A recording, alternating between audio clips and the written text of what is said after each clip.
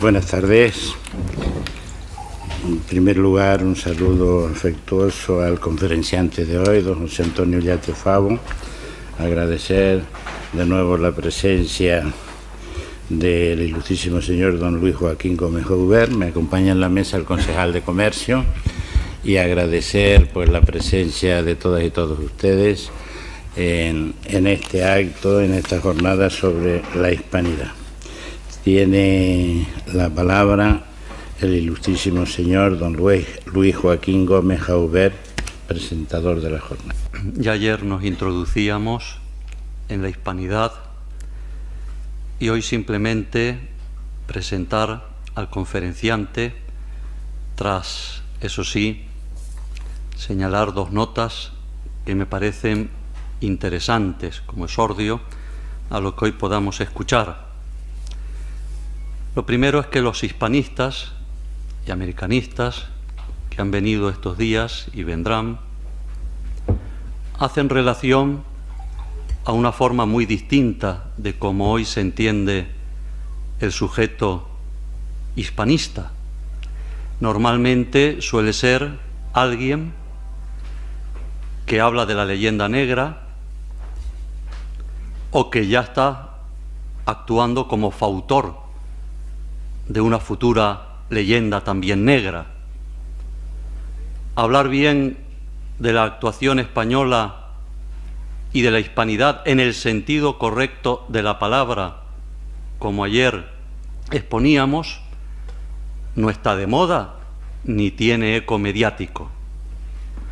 Por ello, el que hoy nos acompaña, José Antonio Ullate, igual que ayer la profesora Saavedra, nos van a plantear una serie de exposiciones para que pensemos y, si podemos, nos bajemos de esa especie de altura a la que nos han llevado, donde todo, absolutamente todo lo que haya hecho España está mal.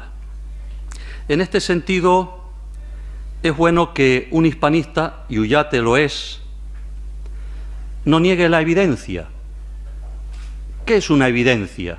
Lo sabemos perfectamente. Veamos evidencias. Echamos una ojeada a Hispanoamérica. Muchos indios. Esa es una evidencia. Muchos mestizos. Esa es otra evidencia. Vamos a Estados Unidos.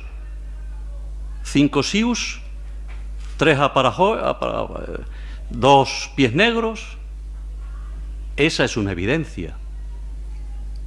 Y no podemos negar las evidencias. Cuando España salió de América, solo el 20% era una población blanca. Los demás, indios y mestizos y algunos negros. Una evidencia, las leyes de Indias. Son documentos, están ahí, evidencias. Otra evidencia, pues que los derechos que se recogen en las leyes de Indias para los indios no los reconocieron en Inglaterra hasta 1911, con la intervención de Atrás de Onios para los mineros, que eran ingleses y que trabajaban los domingos y más de 8 horas diarias. Todo eso ya estaba en las leyes de Indias para los indios y leyes españolas. Eso es evidencia. Que después haya habido o no haya habido personas que hayan actuado negativamente, perfecto, pero no neguemos la evidencia. Seamos de verdad respetuosos con la historia. Y por ello es por lo que nos preocupa, y de ahí el origen de estas jornadas, la ignorancia cada vez mayor que se está dando no solo en Hispanoamérica, sino también en España.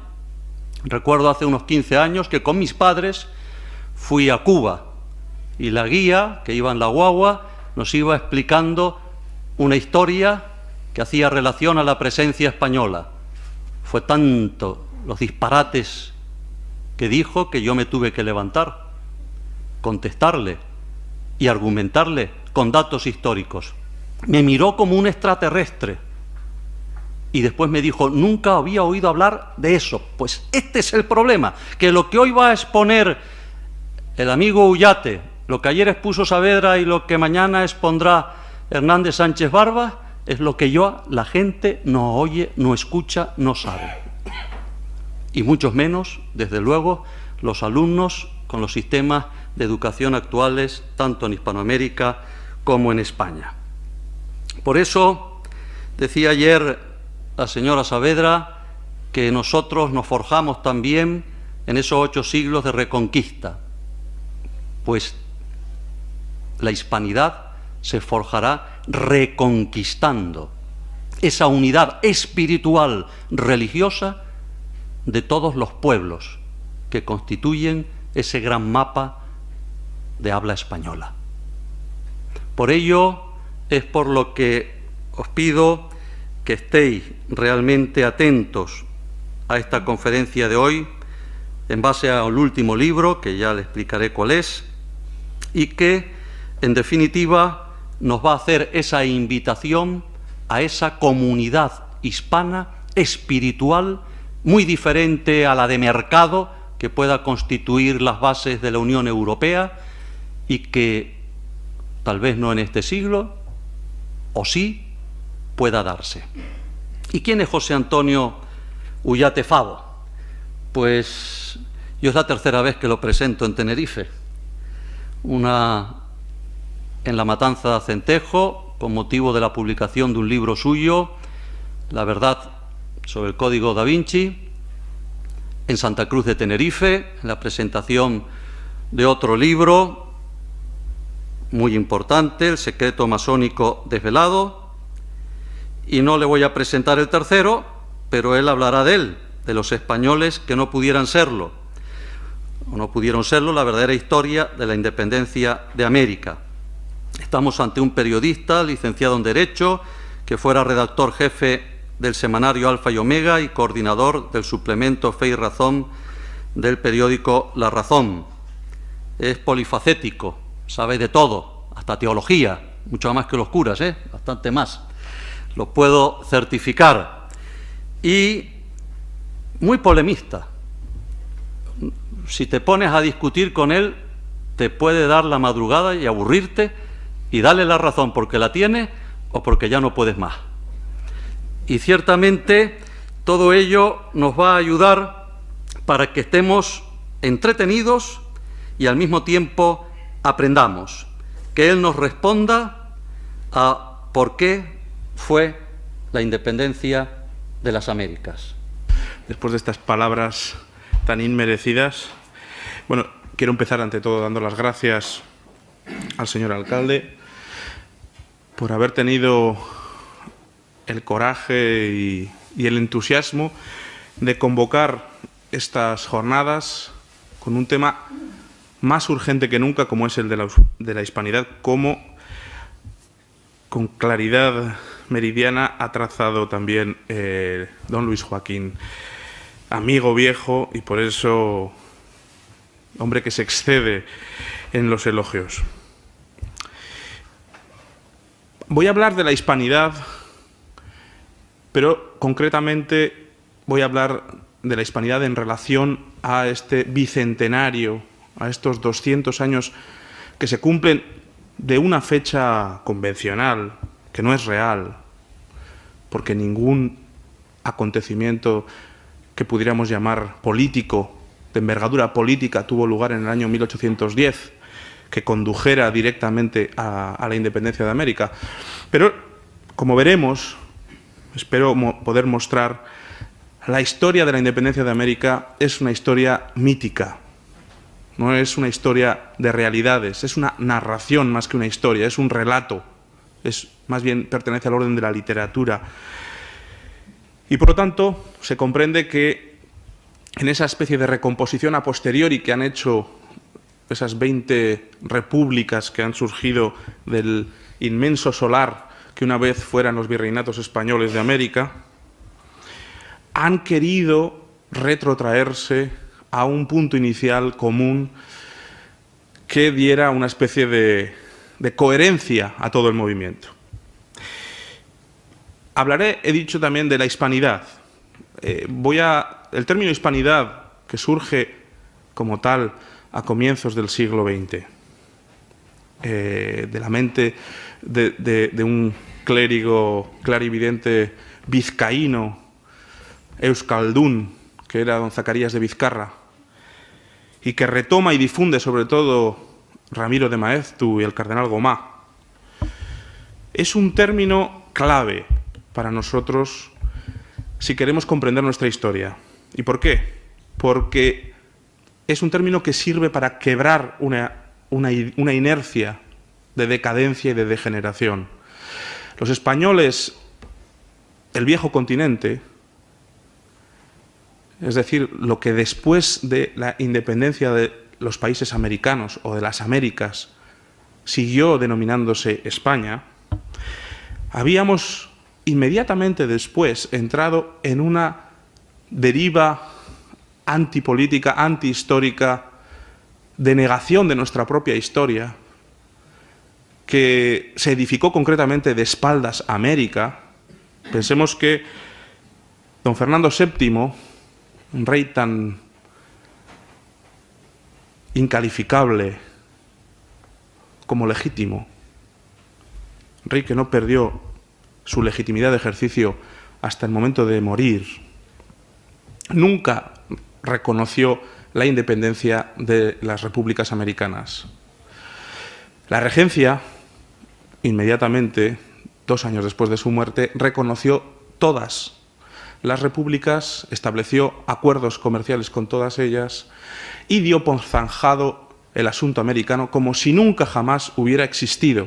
Y a partir de entonces, la educación de los españolitos que venían al mundo se hacía como si nunca jamás España hubiera salido de los confines de la vieja península ibérica y de los archipiélagos.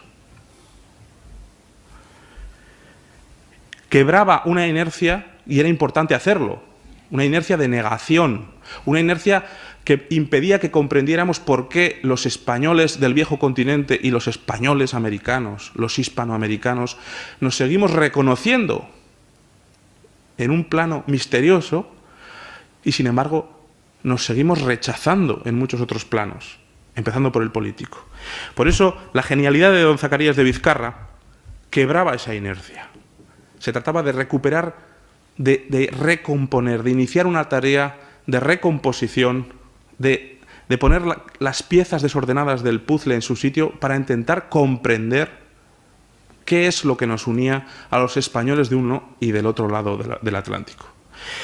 Pero es verdad que es un concepto que reclama ser superado, o mejor, que reclama ser entendido de una forma más completa. Porque llegó un momento en que el concepto de hispanidad se convirtió en alternativo de España. Es decir, entre los españoles del viejo continente y los españoles americanos ya no cabía plantear ningún tipo de recomposición política. Había que acentuar los aspectos de hermanamiento cultural, religioso, afectivo. Si la hispanidad se quedara solamente en eso, habría logrado mucho, pero no habría servido para hacer que los españoles que no pudieron serlo puedan llegar a serlo. Y voy a comenzar propiamente mi intervención. Decía Hilaire Belloc, un gran polemista, él sí, e historiador, que hay sucesos históricos que son fundamentales para nosotros y que es decisivo comprenderlos rectamente, porque si los comprendemos bien, nos comprenderemos bien a nosotros mismos, y si los comprendemos mal, no nos llegaremos a comprender nunca a nosotros mismos. Se habla mucho actualmente de la memoria histórica y sabemos todos con qué aviesas intenciones. Pero es verdad que el hombre, el ser humano, es un ser histórico, no somos ángeles. Y necesitamos comprender nuestra historia porque no nos inventamos a cada paso. Lo que seremos, lo que somos, depende de lo que fuimos. Y hoy, cuando la naturaleza misma y hasta la existencia misma de España empieza a perder nitidez, bueno, no es que empiece, ya se está deslavazando completamente, es más que nunca necesario que nos volvamos a la historia para comprender algunos hechos que son cruciales para recuperar el sentido de identidad. Pero no solamente el sentido de identidad, sino recuperar el sentido de la verdad en la historia y la verdad en la política. Yo no me vuelvo a la historia de España con un afán nacionalista de ningún sentido. Yo soy español y eso significa pertenecer a una comunidad política y estar obligado por una herencia histórica. A mí no me interesa tergiversar la historia en un sentido o en otro, me interesa conocerla, para conocerme y para saber a qué estoy llamado y obligado. Pues bien, mirando a nuestra historia, encontramos este punto, este período que comienza en 1810, que es particularmente significativo. Abro un paréntesis, es nuestra historia. Se me ha objetado muchas veces que ¿qué hace un gachupín? Así se denomina a los españoles del viejo continente en México, o un chapetón en otras partes de América. Son términos despectivos, pero ojo, no más despectivos que el término sudaca, por ejemplo. Lo cual ya nos da una pista de cómo, por un lado, nos atraemos y por otro lado nos rechazamos, desde hace mucho tiempo. Pues se me ha objetado que ¿qué hace un peninsular, como es mi caso, hablando de la independencia de América, de México, de Argentina, del Uruguay? ¿Con qué derecho? Bueno, pues yo hablo de mi historia, no hablo de nada ajeno. Y hace solamente 200 años, España fundamentalmente se encontraba en América, desde un punto de vista sociológico. Más del 80% del territorio de lo que era el Imperio Español se encontraba al otro lado del Atlántico. Y no es que en el viejo continente se encontrara el 20% restante, porque había que contar las Filipinas y otros archipiélagos. Por lo tanto, lo que es el viejo continente que hoy conserva y retiene el nombre de España, era la ínfima parte de aquella realidad política. Pues lo que ahora se está celebrando es una realidad que tiene que ver con nosotros y con, insisto, nuestra comprensión de nuestro presente. Por eso no podemos dejar que las campañas institucionales que se están, con más pena que gloria, todo hay que decirlo, llevando a cabo en América para festejar con grandes fastos a cargo del erario público unos hechos que popularmente no encuentran ningún tipo de eco, esto también es sintomático, las grandes festividades que pretendían celebrar el 200 aniversario de la pretendida independencia de América no están encontrando ningún tipo de correspondencia popular. No hay entusiasmo popular en América por el Bicentenario. Pero, de todos modos, la vulgata que circula sobre aquellos hechos es una cierta vulgata oficial, que deja a España bastante mal parada.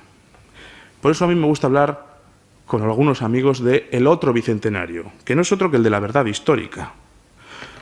Lo que sucedió entonces es que los españoles de América, víctimas, igual que los españoles del viejo continente, de un doble proceso, o de un proceso contradictorio que estaba siendo llevado desde hacía mucho tiempo por la corona, es decir, el desarrollo de unas políticas regalistas, y explicaré brevemente en qué consiste este término, en detrimento de lo que ha señalado tan certeramente don Luis Joaquín, de esa esencia de la unidad política hispana y hispanoamericana, que eran las leyes viejas, las leyes de Indias, las leyes que respetaban el derecho natural, la foralidad, el pacto.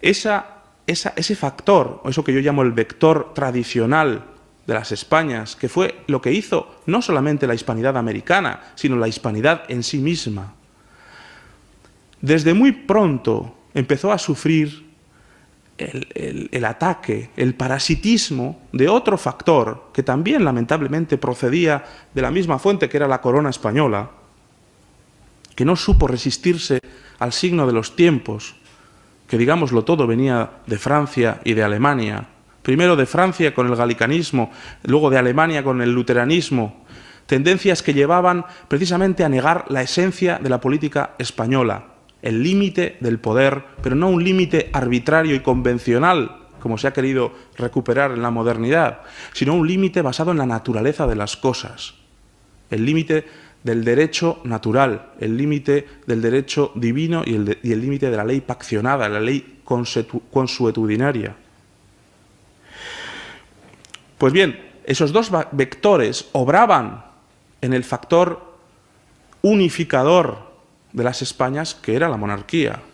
Y si bien las leyes de Indias, las primerísimas leyes de Indias, en las sucesivas recopilaciones nunca se fueron abrogadas, y en vísperas del desastre de la invasión napoleónica, la novísima recopilación de Carlos IV todavía recoge y reconoce con pleno vigor todas estas ordenaciones.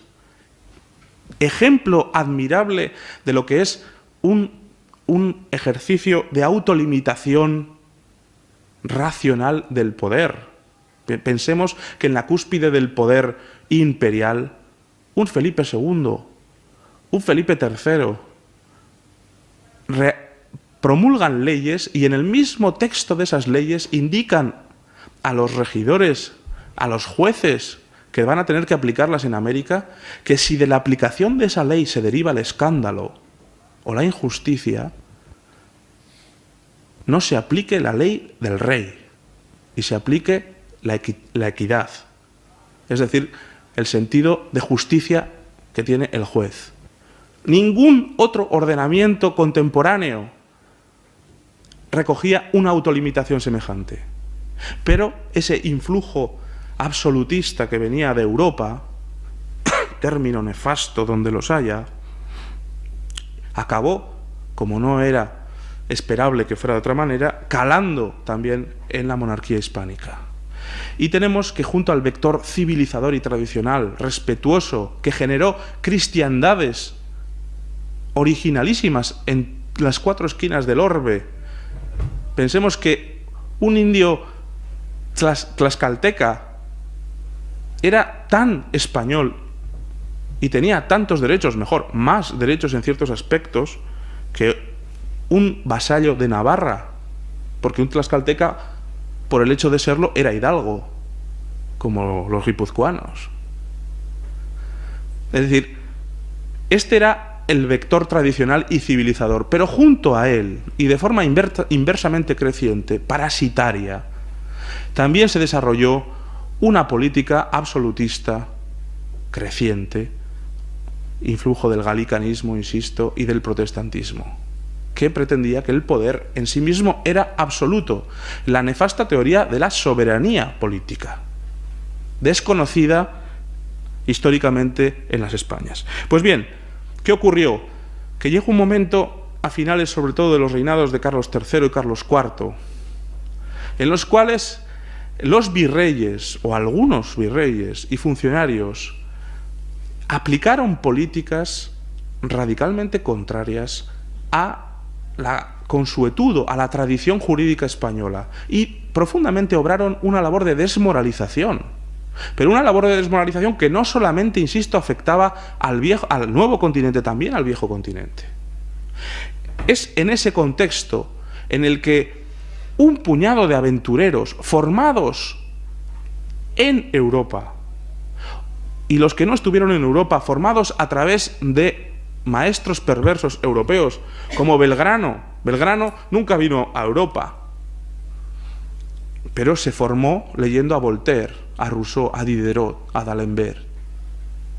Por cierto, autores todos ellos prohibidos por el Santo Oficio, y para leerlos había requerido un permiso especial de su obispo que obtuvo sin ningún tipo de problemas. Ese es otro de los problemas que teníamos.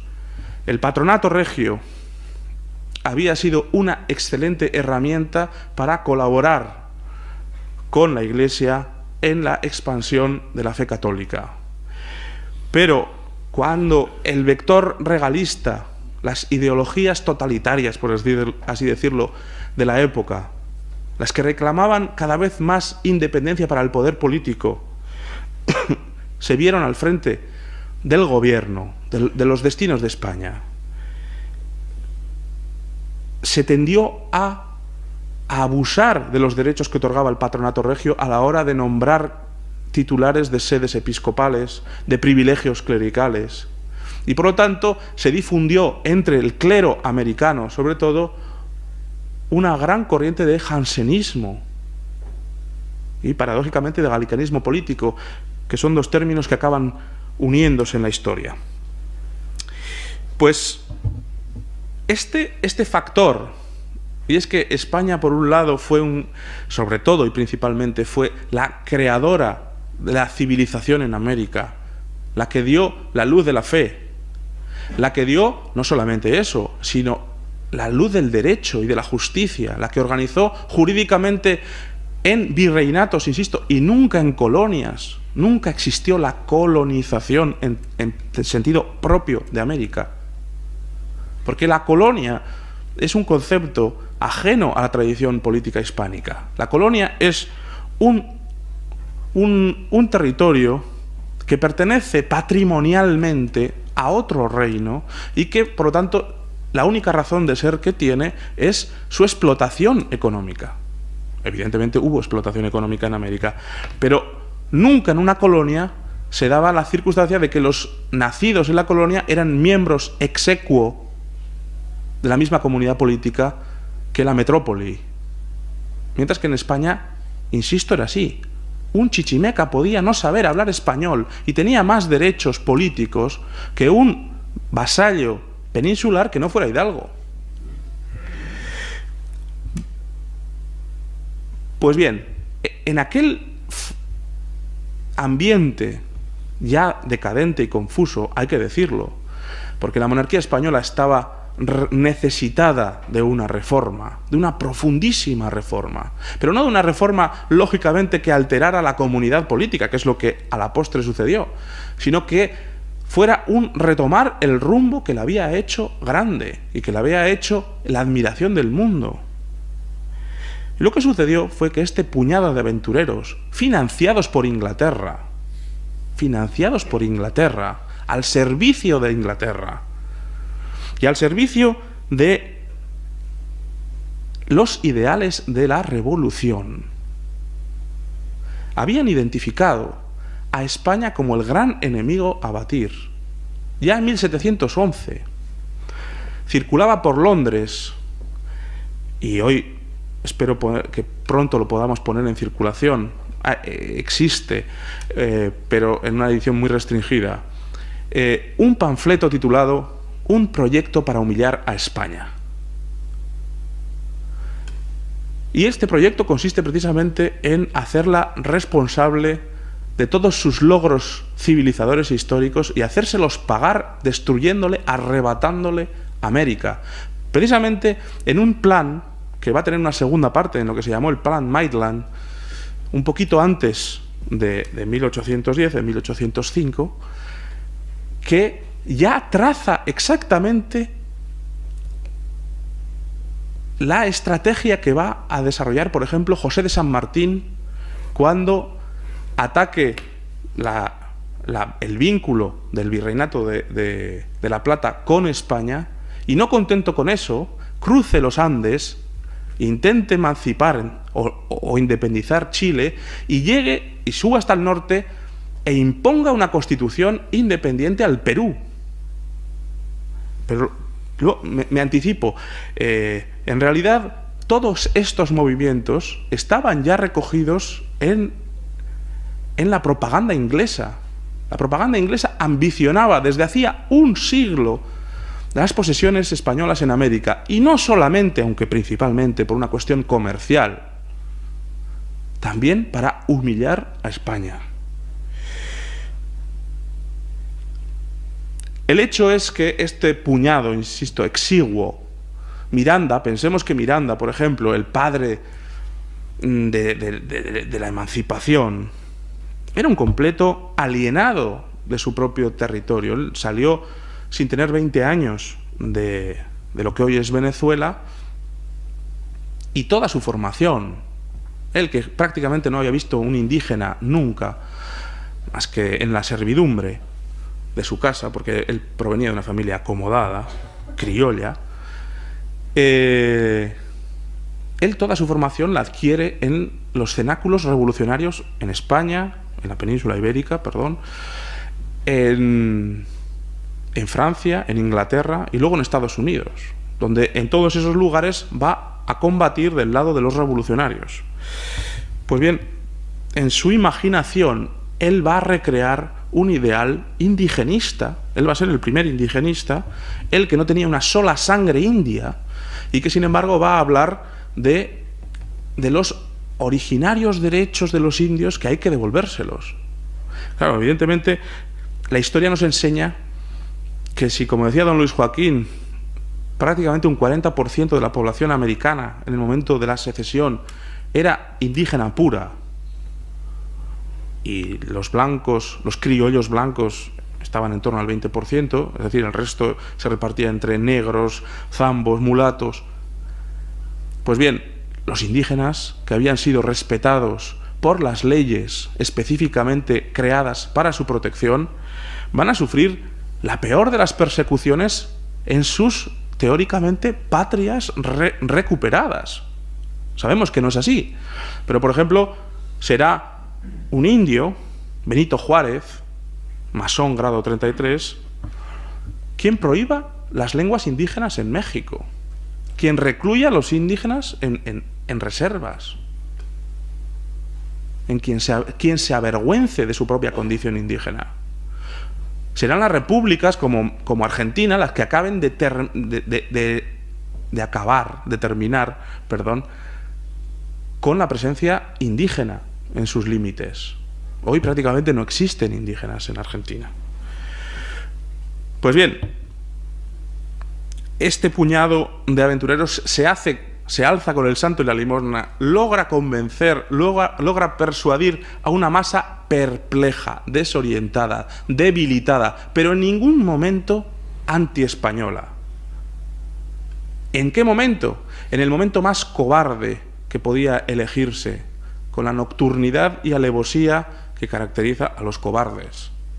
Yo digo que la independencia de España, o la destrucción de España que se obró entre 1810 y 1825, se hizo cuando el padre y la madre estaban fuera de casa. Y me explico. El rey, que es verdad que hoy sabemos muchos datos acerca de su actitud poco noble y poco edificante, pero que en aquel momento era la pupila de los ojos de los españoles de uno y otro lado del Atlántico, el rey estaba prisionero de Napoleón y no podía ponerse en contacto, no podía comunicarse con sus súbditos. Habían surgido las múltiples juntas que ejercían una regencia provisional. Pero no solo, también el Papa estaba prisionero de Napoleón. Y pensemos que los obispos no tenían contacto, no pudieron tener contacto con con el Papa durante los momentos cruciales de las guerras de la independencia. Con lo cual, la situación era de una debilidad manifiesta. Si sumamos a la desorientación, a la labor de zapa que habían realizado los gabinetes ministeriales, sobre todo a partir de Fernando VI, pero sobre todo con Carlos III y Carlos IV, con la difusión de un ideal absolutista que reducía al pueblo a mero objeto de la política regia y no a sujeto. Sí vemos que el rey estaba prisionero y el Papa también. La situación psicológica de los americanos era catastrófica. Pero voy a leer un párrafo que es muy significativo de cuál era la disposición en aquellos momentos del americano medio. Es un poco extenso, pero creo que es muy ilustrativo. En un pueblo a 50 leguas de México se suscitó una gran quimera entre el cura y el subdelegado. Llegó a tales términos que uno y otro hicieron reunión de gente armada de garrotes y se presentaron en la plaza, cada uno con su numerosa partida para ver cuál de los dos se había de entregar preso. El cura traía de su segundo a un tal Bracho, mulato temible en aquel pueblo por sus hazañas. En él libraba toda su confianza para salir con aire de la empresa. Acercáronse los dos ejércitos y los vecinos de carácter veían inútiles sus esfuerzos para evitar la batalla. Al tiempo de ir a romper, grita el subdelegado: «¡Favor del rey!». Bracho, el mulato, se pasa de un brinco al lado del subdelegado, diciendo: «Ese es mi padre». Se sorprende el cura y grita: «¡Favor a la iglesia!». «Esa es mi madre», dijo Bracho, pasándose al lado del cura. Los dos competidores, al observar esto, se avergüenzan mutuamente y abandonan el campo de batalla con universal contento de los espectadores. Hacen las amistades y protegieron de acuerdo al Bracho en su oficio de curtidor. Yo mismo, dice el autor de estas letras, Juan López Cancelada, pasado mucho tiempo del lance, le pregunté a Bracho por qué había hecho aquello, y me respondió: «Señor, contra nuestro Dios y contra nuestro Rey no se puede pelear». He aquí el estado de la Nueva España en 1807. Los testimonios que se pueden recabar desde la Nueva España hasta la Capitanía de Chile son unánimes. El sentir popular de los americanos españoles, o de los españoles americanos más precisamente, era este. Era el de identificación cordial con el rey y con la Iglesia.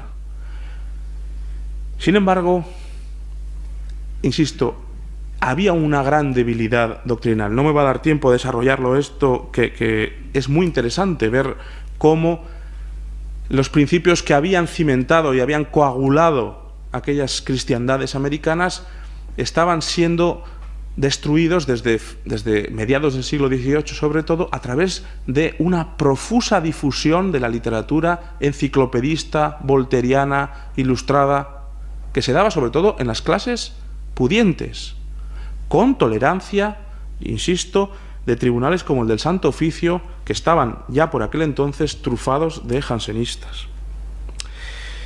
Pero se me echa el tiempo encima y quería hablar de cómo es una historia falsa la que se ha edificado a partir de ese momento, tanto en América como en el viejo continente. Se han dado habitualmente tres explicaciones de cómo y por qué sucedió la destrucción de la hispanidad americana. Son explicaciones que, como he apuntado antes, más bien son narraciones, leyendas, que buscan más bien que conocer la verdad histórica, tranquilizar las conciencias.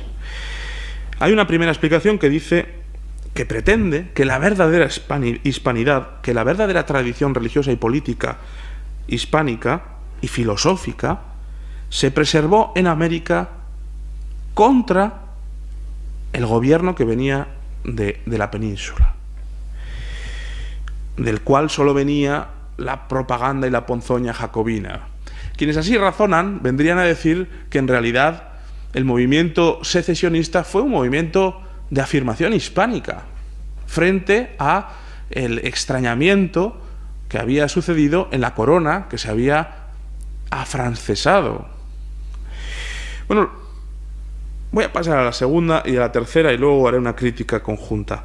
Otros, no menos fabulosamente, han querido ver en las independencias la misma culminación de la obra civilizadora de España. En palabras de un historiador brillante, por otra parte, como es Víctor Andrés Belaúnde, el peruano, que fue rector de la Universidad de Lima, dice: España creó almas políticas a su lado. Él llega a decir que España participó del poder creador de Dios, que creaba de la nada. Bueno, pues España, en su tarea civilizadora, la misión más alta que tenía era la de llegar a crear otras repúblicas. Como dice él, otras nacionalidades personales. Bueno, y una tercera, quizá la más difundida hoy, es las versiones, una explicación indigenista y en el fondo que encubre una dialéctica histórica materialista, según las cuales España habría oprimido unos pueblos que al llegar a un cierto grado de organización interna y alcanzar una cierta autoconciencia habrían emprendido la labor lógica de emancipación del yugo español. La realidad, cualquiera que conozca un poco la historia, es muy otra. Las tres explicaciones no son más que tres mitos que parten de una falsedad radical que ya he señalado previamente. España nunca colonizó América. España se hizo América.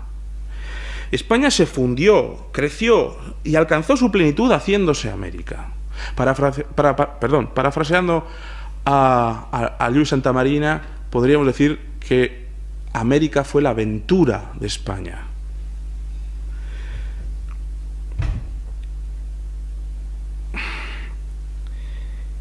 Desde los tlaxcaltecas que he mencionado, a los aztecas, todos los pueblos de América, los chilotes que orgullosamente todavía hoy en su himno de la comunidad de Chiloé siguen haciendo alarde de su condición de últimos defensores de España. Todo el continente era España. Todo era España. No había alteridad. Las diferencias que podían sentir un criollo con un madrileño o con un gallego o con un canario que iba a establecerse en América no eran diferentes o de una naturaleza diferente a las que sentían mis paisanos los navarros cuando llegaba algún funcionario público castellano. Es decir, son recelos absolutamente menores y compatibles perfectamente, como así fue, con la conciencia de formar una sola comunidad política. Por lo tanto, la premisa de todas estas tres explicaciones cae por su base. No existía una alteridad política. Pensemos a la muerte de Cortés, por poner un ejemplo. Cortés, que había obrado un milagro al tomar Tenochtitlán, con un puñado de aventureros, de esforzados, forjó un pequeño imperio. Pero a su muerte comienza las sangrientas guerras chichimecas al norte de México. Bueno, las guerras chichimecas fundamentalmente van a ser unas guerras entre los pueblos hispanizados, no culturalmente todavía hispanizados, los aztecas, los otomíes, los tlaxcaltecas, que van a luchar por defender el imperio español de los así llamados chichimecas o perros en el lenguaje azteca. Es decir, son los mismos españoles indígenas quienes emprenden la labor de expandir el imperio a costa de su propia sangre contra quienes la propaganda actual indigenista diría que son sus hermanos. Y lejos de eso, se alistan voluntarios para engrosar el ejército del rey que va a pacificar, no sin muchísimas muertes y muchísimos sacrificios, en una guerra que duró más de 40 años y que al final acabó concluyendo para el rey de España un mestizo, Miguel Caldera, el capitán mestizo, hijo de español y de chichimeca. Pues bien, por cada español de la vieja España que se contaba en el ejército de Miguel Caldera, se podían contar 100 o 200 indígenas, alistados libremente, insisto, para defender tanto sus derechos como los derechos del rey. Esta es la realidad. Ninguna explicación que niegue este hecho puede ser verdadera.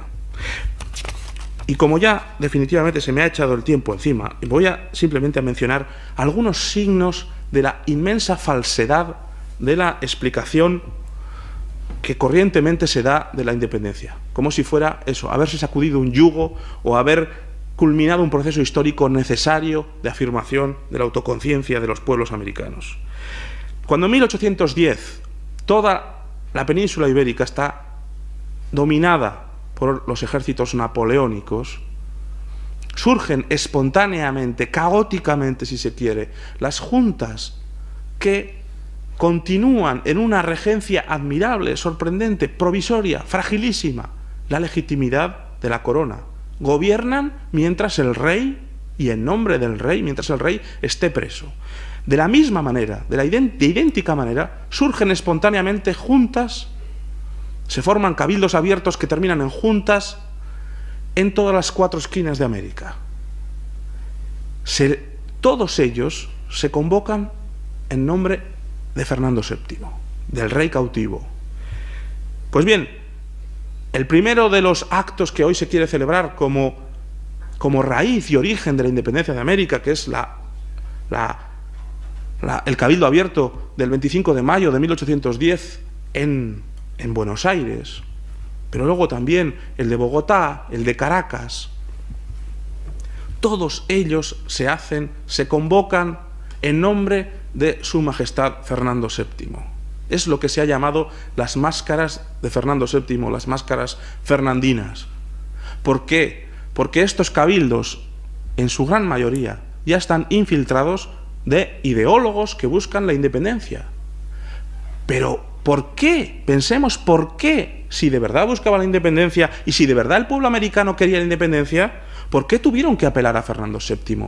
Si no fuera porque sabían que si se hubieran presentado a la luz del día reclamando la independencia, hubieran sido despedazados por sus compatriotas. Fue un proceso de ocultamiento, de engaño, de utilizar el señuelo de Fernando VII para gobernar en su nombre, pero prescindiendo de él, es decir, hacer una mención retórica y mientras tanto colocar a todos los independentistas en los lugares clave y dar un golpe de mano. Las máscaras fernandinas son una vergüenza para las independencias americanas. Insisto, el cura Hidalgo, en México, lo que se celebra son los gritos del cura Hidalgo, el grito de Dolores, por el cual el cura Hidalgo, que precisamente no era un hombre especialmente piadoso, más bien volteriano, levantó una partida feroz de desarrapados, con la cual fue tomando cierto poder y tomando el poder en ciertas ciudades, hasta que las autoridades españolas lograron reducirlo y lo ejecutaron. Pues bien, icónicamente, míticamente, el grito de Dolores se convierte en el punto de partida de la independencia de México. Independencia de México que nada tiene que ver con el grito de Dolores, porque esto tuvo lugar en el septiembre de 1810, la independencia de México tuvo lugar pacíficamente, sin disparar un solo tiro, en 1821, solamente después de que, lamentablemente, Fernando VII jurara la Constitución de Cádiz.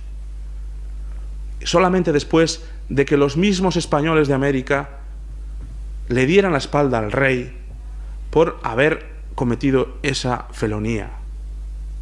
Y entonces, en el abrazo de Acantempán, Iturbide, que era un oficial del ejército del rey, que había luchado por el rey, es el encargado de certificar la desaparición de España en la Nueva España, en México. Pues bien, no hay ninguna relación entre el grito de Dolores, el grito del cura Hidalgo y la independencia de México. Pero no solamente eso, sino que generaciones de mexicanos desde entonces han sido instruidos en la mentira. Hacía mención, antes de comenzar esta intervención, a un congreso que ha habido recientemente en Querétaro, en el cual participé precisamente sobre el tema del Bicentenario. Pues bien, una señora tomó la palabra al final de una intervención para poner un ejemplo estremecedor. Dijo ella: yo, cuando estudié en el colegio la historia de México. Me enseñaron que en el grito de Dolores el cura Hidalgo había gritado: ¡Viva México! ¡Viva la Virgen de Guadalupe! ¡Y viva Fernando VII! A mis sobrinos, algún tiempo después, le enseñaron que había gritado solamente: ¡Viva la Virgen de Guadalupe! ¡Y viva México! Y a mi hija le están enseñando que el cura Hidalgo se levantó al grito de ¡Viva México! La realidad es muy otra. Es que el cura Hidalgo, exactamente igual que el Cabildo Abierto de mayo de 1810 en Buenos Aires, o el de Caracas, se levantó al grito de ¡Viva Fernando VII! Y, en este caso, ¡Viva la Virgen de Guadalupe! Si hubiera dicho ¡Viva México! O ¡Viva México independiente!, como están diciendo ahora, insisto que lo hubieran despedazado sus propios compatriotas. Pero utilizó el pendón de Fernando VII y de la Virgen de Guadalupe para engatusar a los pobres y a los desarrapados. Y a los pocos días, cuando ya había formado una banda armada que estaba asolando el territorio, entonces, con la misma desfachatez, prohibió utilizar el nombre de Fernando VII bajo pena de muerte. Aquel que volviera a mencionar a Fernando VII sería ejecutado inmediatamente. Veamos la sinceridad de los independentistas. Pues bien, está el concepto de soberanía, están las inexistentes nacionalidades americanas como parte del mito. Ustedes piensen que Bolívar, el padre de la independencia de América, estaba dispuesto a vender a los ingleses toda Centroamérica a cambio de armamento y de apoyo financiero, que por otra parte lo había recibido, pero para seguir recibiendo más. No tenía ningún problema. Disponía de América como de lo suyo. Pero no solamente eso, sino que los límites que él caprichosamente aceptó, por ejemplo, que el Alto Perú se denominara República de Bolívar, que aún hoy, con un nombre poco modificado, conserva ese infamante nombre, Bolivia, cuando era una parte integrante que aún hoy se siente identificada culturalmente con el resto del Perú. Las mismas tradiciones, las mismas etnias, las mismas culturas. ¿Era el principio de la nacionalidad lo que movía a estos señores?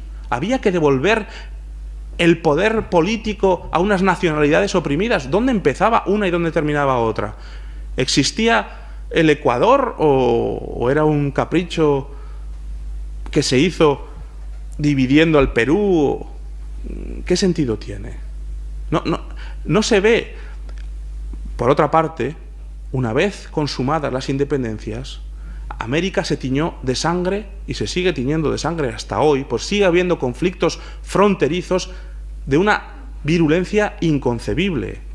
Hace una semana hablaba yo con un parlamentario peruano que me contaba cómo en su casa, después todavía habían pasado 50 años de la guerra con Chile, en su casa no podía entrar ningún chileno. Su abuela lo prohibía. No podía. Estaba prohibido. ¿Por qué? Porque la guerra del Pacífico tiñó de sangre tanto Bolivia como Chile, bueno, el norte de Chile y sobre todo el Perú, donde se llevaron a cabo masacres, violaciones sistemáticas entre hermanos. Es decir, la imposición contra natura de las ideologías ilustradas, que son el verdadero trasfondo, la animación intelectual de los movimientos secesionistas de América, junto con la elaboración absolutamente ficticia y artificial de una mitología nacionalista. Insisto, aún hoy Juan Bautista Sellán, un autor argentino, se pregunta qué diferencia hay sustancial entre un chileno y un argentino. Dice, yo desde joven, cuando cruzaba la frontera por cuestiones escolares, por un campeonato de deportes, me preguntaba, ¿qué diferencia hay? Somos la misma cosa. Pues bien, y concluyo. América al independizarse de España, destruyó España. O si se quiere, las independencias no fueron independencias de España, como tampoco hoy se plantean así por parte de los nacionalismos secesionistas en la península ibérica o incluso en Canarias. Porque al final, si lo racionalizamos un poco, ¿qué España dominaba a los americanos? ¿O qué España ha dominado a los vascos? ¿O qué España ha dominado a los castellanos? ¿O qué España ha dominado a los gallegos? ¿O a los navarros, como yo? ¿O a los catalanes? Lo que ha sucedido es que se ha creado ficticiamente una idea basada precisamente en la alienación de los españoles respecto de su propia historia. Y termino con una frase del profeta Isaías, porque no basta solamente con mirar al pasado, hay que mirar al futuro. Y dice Isaías: mirad la roca de la que habéis sido tallados y el manantial del que habéis salido, porque de ahí proviene toda vuestra fuerza. Muchas gracias.